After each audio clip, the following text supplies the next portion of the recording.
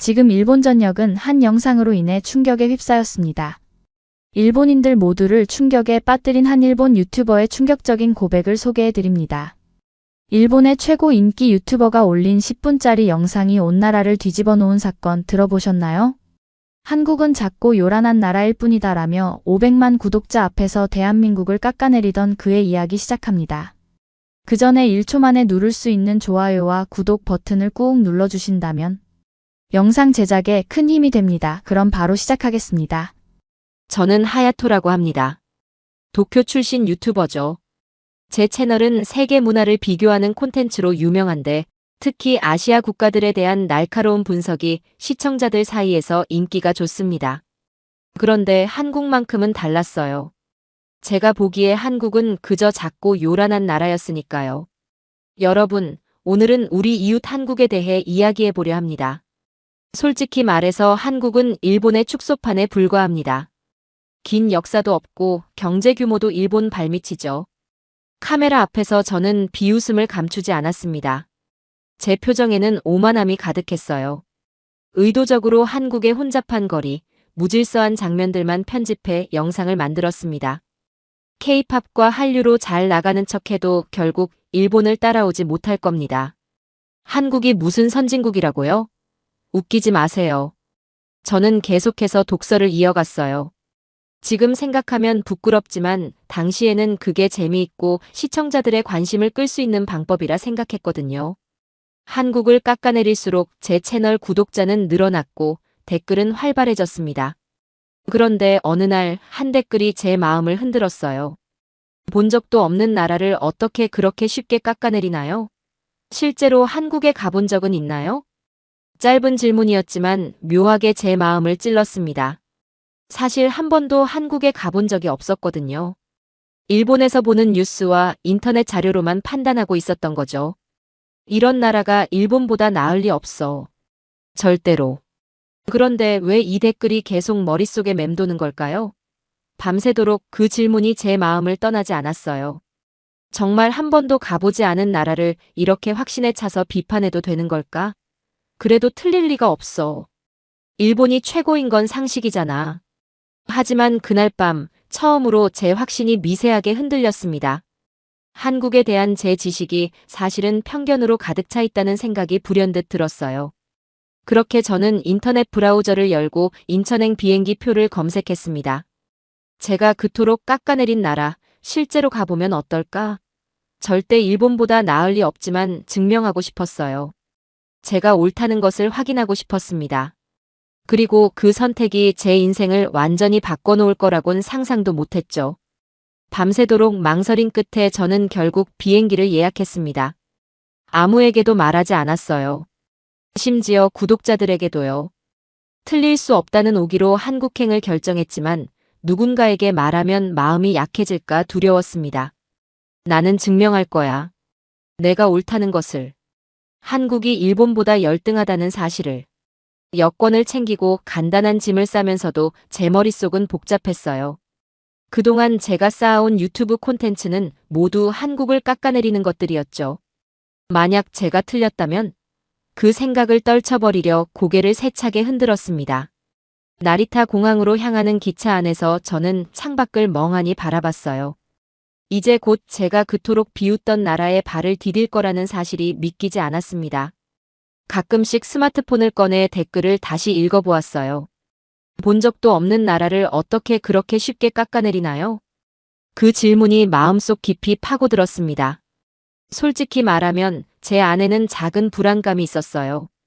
80%는 제가 옳다는 확신이었지만 20%는 불안함이었죠. 만약 내가 틀렸다면? 이런 생각이 계속 머릿속을 맴돌았습니다.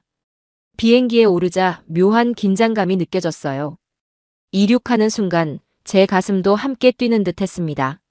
창밖으로 점점 작아지는 도쿄의 풍경을 바라보며 생각했죠.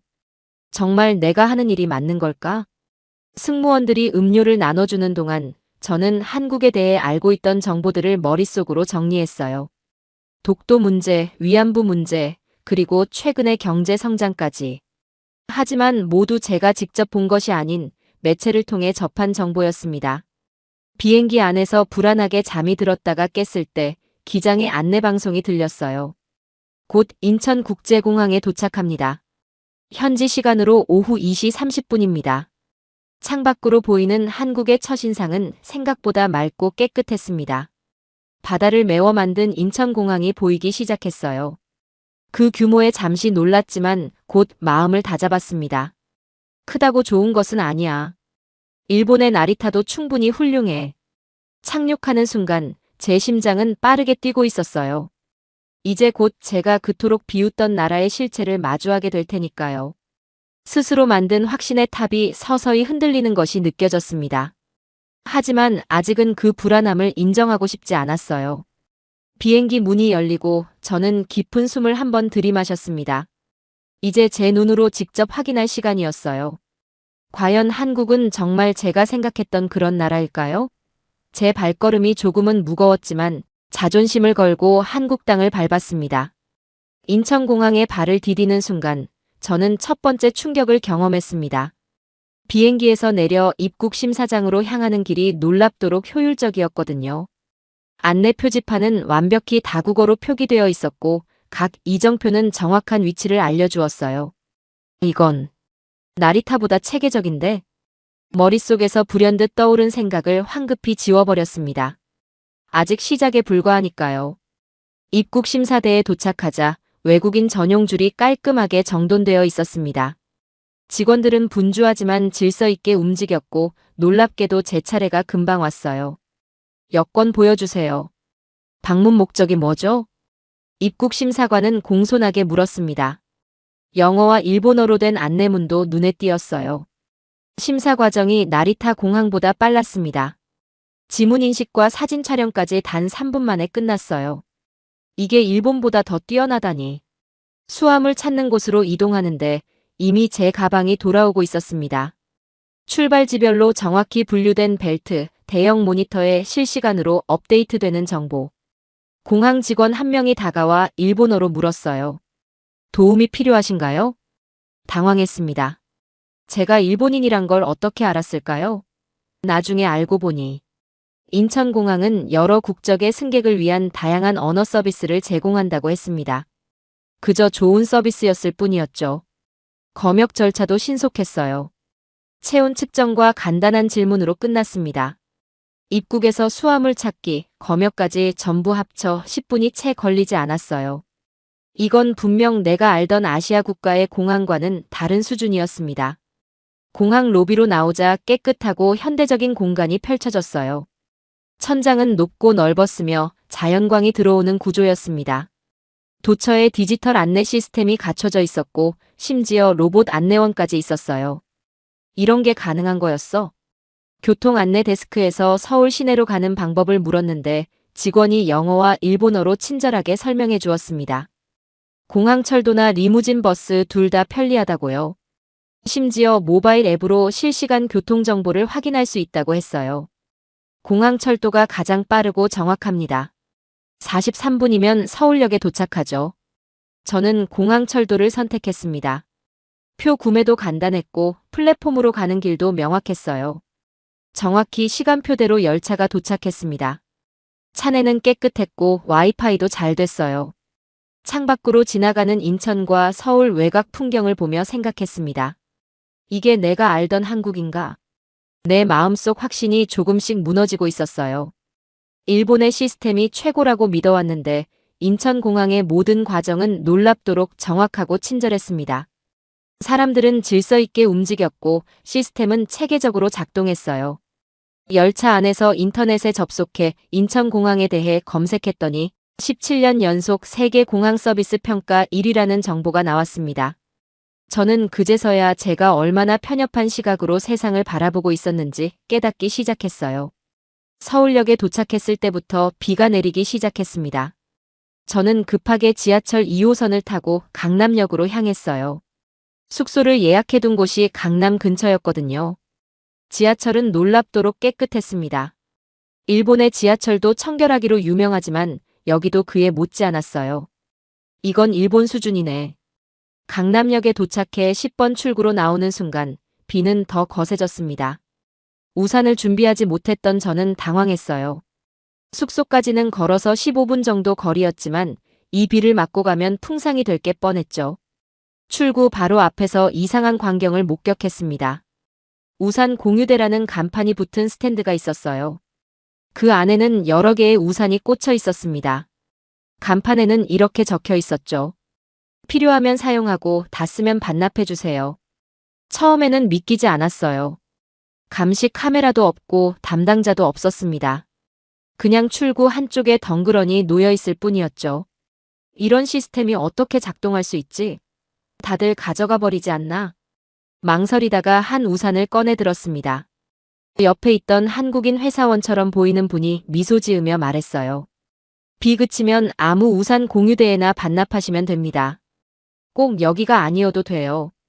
그 말을 듣고 더 놀랐습니다. 시스템이 신뢰를 기반으로 하고 있다는 사실이 믿기지 않았어요.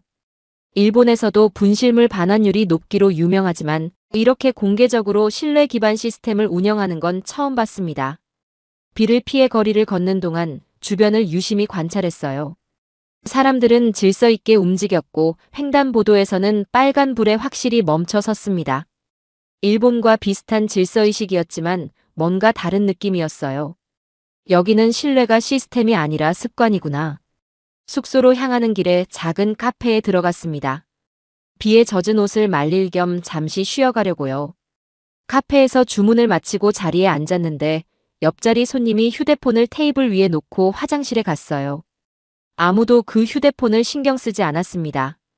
일본에서도 비슷한 광경을 볼 수 있지만 지금 제 눈에는 모든 게 새롭게 보였어요. 제가 그토록 깎아내렸던 나라의 시민들이 보여주는 신뢰와 질서는 제 생각과 너무 달랐습니다. 창밖으로 보이는 비 오는 강남 거리를 바라보며 생각했어요. 스마트폰을 꺼내 전에 만들었던 한국 비하 영상들을 다시 보았습니다. 그리고 처음으로 부끄러움을 느꼈어요. 내가 얼마나 무지했던 거지. 우산을 들고 다시 거리로 나갔습니다. 숙소까지 가는 길에 몇 명의 시민들이 우산을 공유하는 모습도 보았어요. 낯선 사람끼리도 비를 피하기 위해 자연스럽게 우산을 나누는 모습이 인상적이었습니다.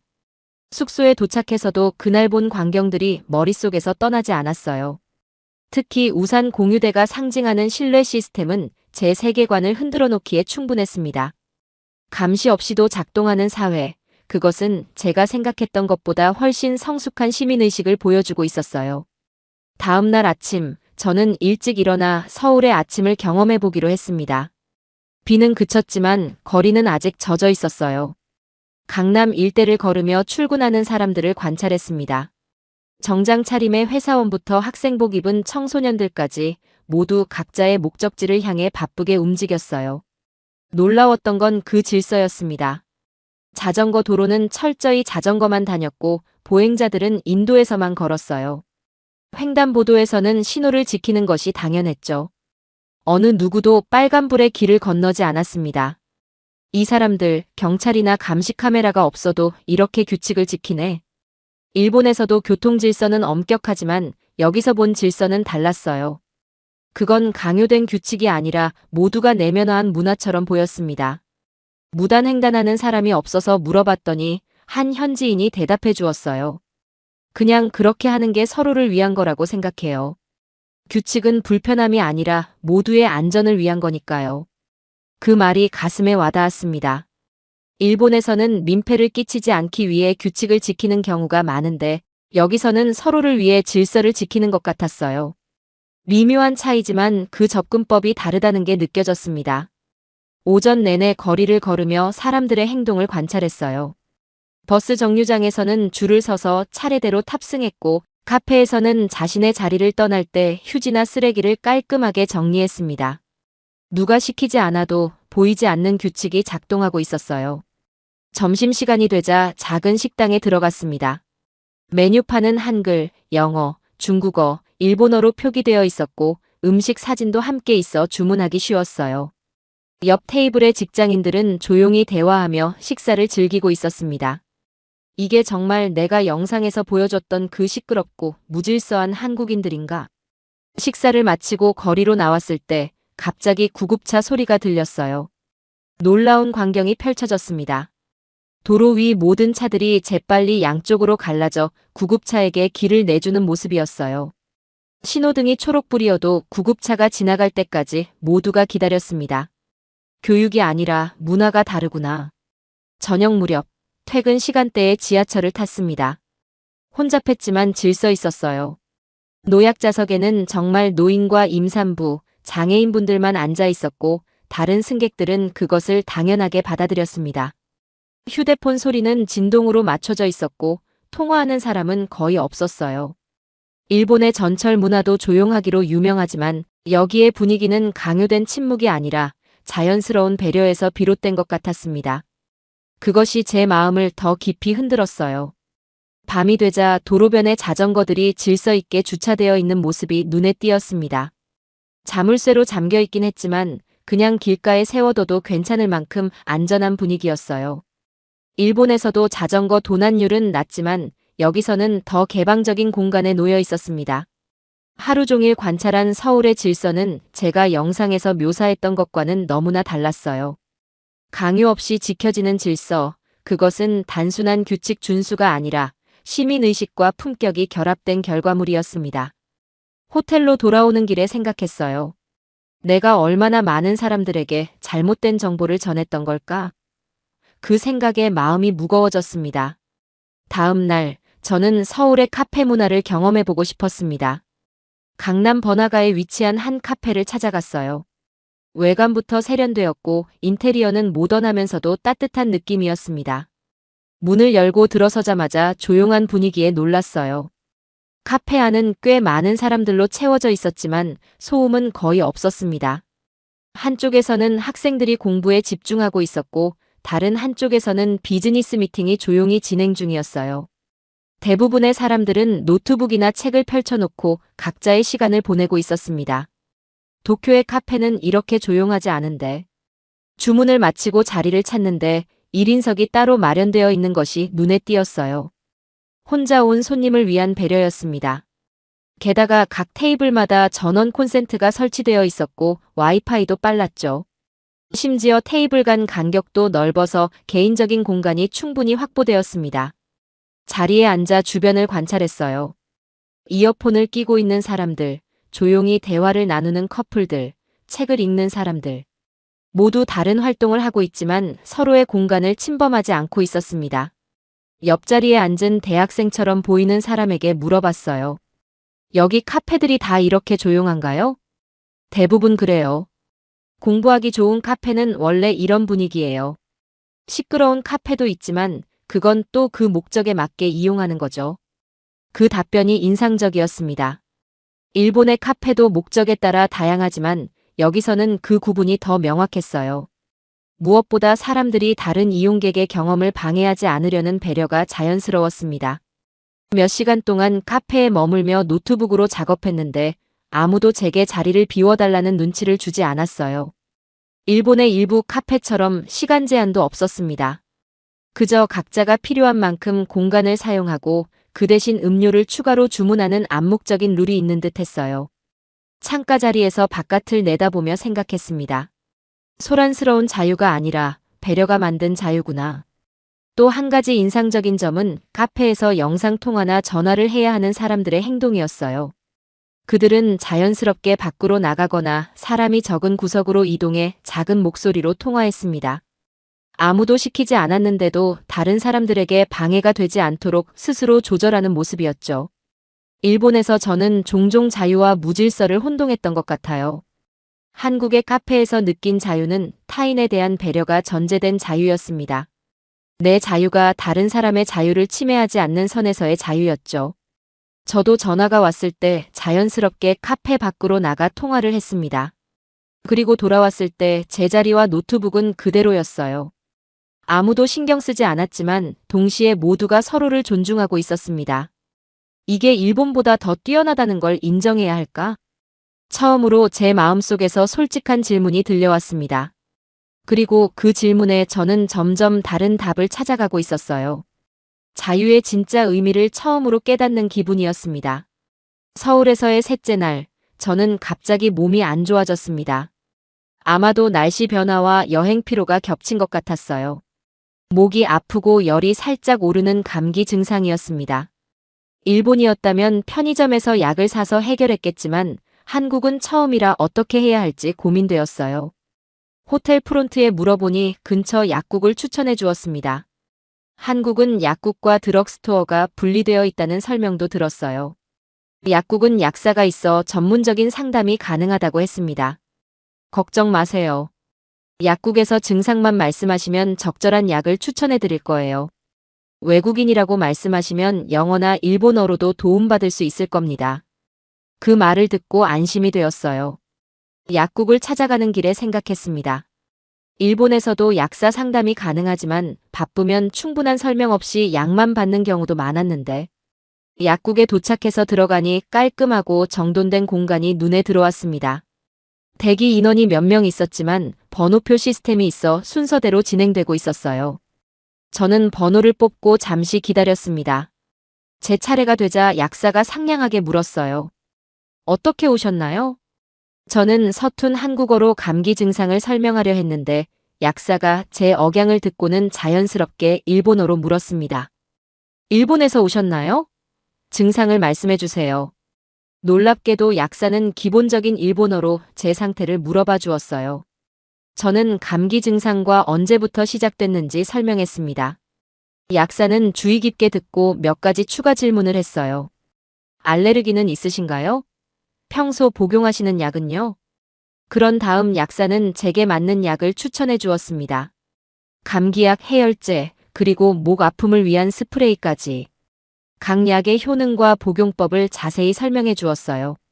그리고 종이에 일본어로 간단하게 복용법을 적어 주었습니다. 하루에 3번 식후에 드세요. 이건 목 아플 때 뿌리는 거고요. 3일 이상 증상이 호전되지 않으면 병원에 가보세요. 전체 상담 과정이 5분 정도로 짧았지만 필요한 정보는 모두 얻을 수 있었습니다. 일본에서의 경험과 비교했을 때 더 체계적이고 개인화된 서비스라는 느낌이 들었어요. 약을 받고 계산할 때도 놀라웠습니다. 약값이 생각보다 저렴했거든요.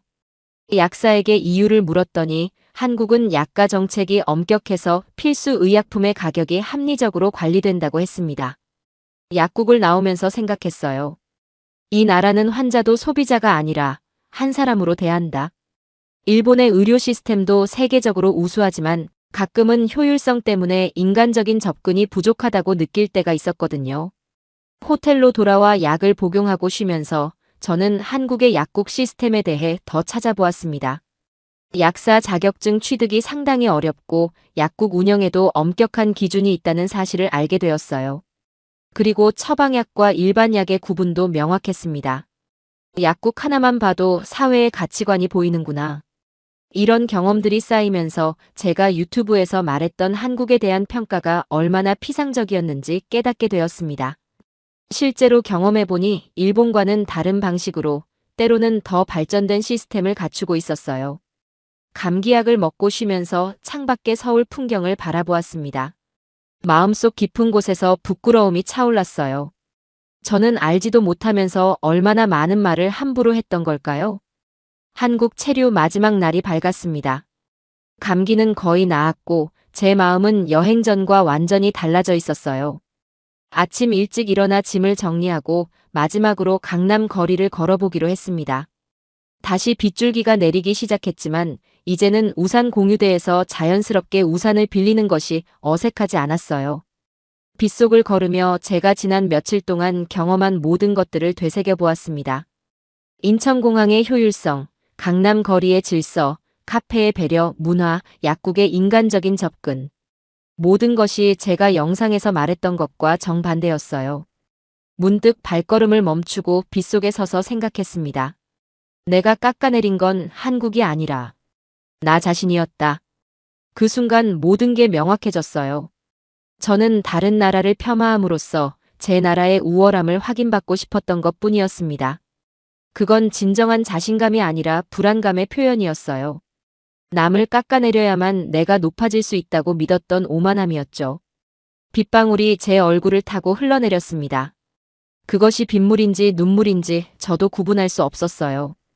그렇게 강남 거리 한복판에 서서 저는 완전히 무너진 제 확신의 잔해 속에서 진짜 저를 만났습니다. 호텔로 돌아와 노트북을 펼쳤어요. 새 영상을 녹화해야겠다는 생각이 들었습니다. 처음엔 과연 제가 용기를 낼 수 있을지 의문이었어요. 구독자들의 조롱, 배신감, 실망. 모든 것을 감수해야 했으니까요. 하지만 더 이상 거짓된 자신으로 살고 싶지 않았습니다. 카메라를 켜고 깊게 숨을 들이마신 후 말하기 시작했어요. 여러분, 오늘은 특별한 이야기를 하려 합니다. 제목은 한국을 비난했던 내가 대한민국을 보고 무너진 날입니다. 한국에서의 모든 경험을 솔직하게 이야기했어요. 처음의 오만함, 점차 무너져가는 편견들, 그리고 마지막 깨달음까지. 카메라 앞에서 저는 완전히 솔직했습니다. 저는 오만했습니다. 알지도 못하면서 판단했어요. 하지만 이제 압니다. 진짜 성장이란 나라를 이해하는 것이 아니라 내가 틀릴 수 있음을 받아들이는 것이라는 걸요. 영상을 편집하면서도 망설임이 있었습니다. 과연 이걸 올려야 할까? 하지만 이제 돌아갈 수 없었어요. 제 자신에게 정직해지기로 했으니까요. 인천공항으로 가는 공항철도 안에서 영상을 업로드했습니다. 그리고 댓글을 끄고 알림도 꺼두었어요. 지금은 다른 사람들의 반응보다 제 자신과의 화해가 더 중요했으니까요. 비행기에 오르며 마지막으로 한국 땅을 바라보았습니다. 이 나라는 제게 단순한 여행지가 아니었어요. 제 인생의 전환점이었습니다. 더 겸손하고 더 열린 마음을 가진 사람으로 변화하게 해준 곳이었죠. 창밖으로 작아지는 서울의 불빛을 바라보며 생각했습니다. 진정한 강함은 다른 이들을 깎아내리는 데 있지 않고 자신의 실수를 인정하고 배우는 데 있다는 것을. 그리고 진짜 성장은 낯선 것을 두려워하지 않고 받아들일 때 시작된다는 것을요. 제 여행은 끝났지만 새로운 여정은 이제 막 시작되었습니다. 이제 저는 세상을 더 넓은 시각으로 바라볼 준비가 되었어요. 확신에 가득 찬 오만함 대신 배움에 열린 겸손함으로 말이죠. 비행기가 구름 위로 올라가면서 저는 조용히 다짐했습니다. 이제 알았어. 진짜 강함은 인정하는 데서 시작된다는 걸. 그렇게 저의 한국 여행은 끝났지만 진정한 성장의 여정은 이제 막 시작되었습니다. 이제 여러분은 알게 되셨습니다. 하야토가 한국에서 발견한 것은 단순한 발전된 시스템이 아니었습니다. 그가 발견한 것은 인간을 먼저 생각하는 마음, 서로를 배려하는 문화, 그리고 무엇보다 우리 대한민국의 진정한 힘이었습니다. 내가 깎아내린 건 한국이 아니라 나 자신이었다. 이 젊은 일본인의 고백은 우리에게 무엇을 말해주고 있을까요? 우리가 70년 동안 흘린 땀과 눈물로 일궈낸 대한민국의 모습을 세계가 주목하고 있습니다. 우리가 당연하게 여기는 일상 속에 위대함이 숨어 있었던 것입니다. 지금도 전 세계 어딘가에서는 또 다른 하야토가 대한민국을 발견하고 있을지 모릅니다. 우리는 그 사실을 잊지 말아야 합니다. 그리고 우리가 만들어온 이 나라를 더 나은 모습으로 가꿔나가야 할 것입니다. 대한민국, 우리가 함께 걸어온 자랑스러운 여정은 계속됩니다. 여러분의 구독과 좋아요는 영상 제작에 아주 큰 힘이 됩니다. 긴 영상 시청해주셔서 감사합니다.